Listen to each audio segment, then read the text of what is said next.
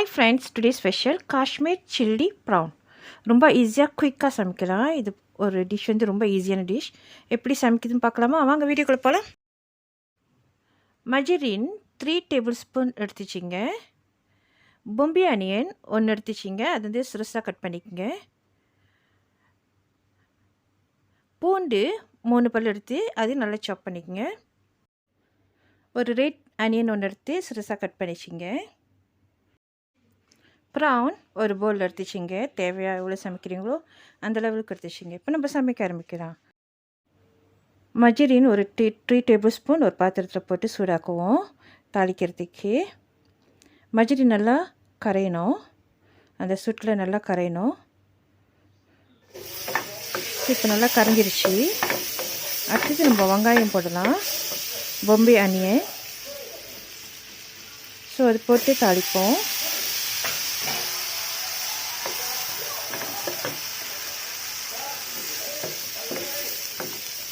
So கொஞ்ச நேரம் வேக விடுவோம். இதோடு சேர்த்து நம்ம ரெட் ஆனியனும் ஆட் பண்ணிக்கலாம்.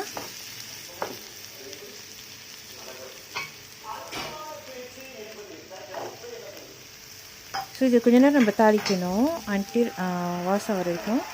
பூண்டும் ஆட் பண்ணிக்கலாம்.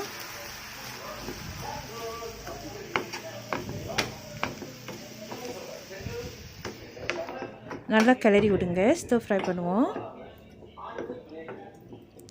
அன்டில் வெங்காயம் பூண்டு எல்லாம் அந்த மாதிரி நிறம் மாதிரி வாசமாக இருக்கணும். அது வரைக்கும் நம்ம கொஞ்சம் நேரம் வேக விடணும். நல்லா மணமாக இருக்கும்.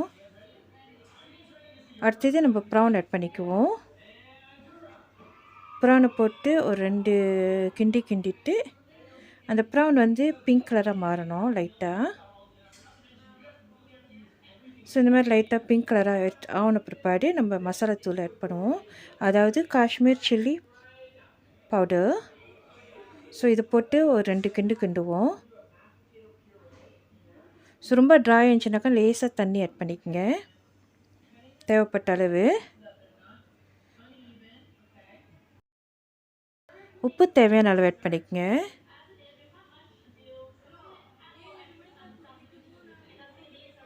சிக்கன் ஸ்டாக் இது வந்து ஆப்ஷனல்.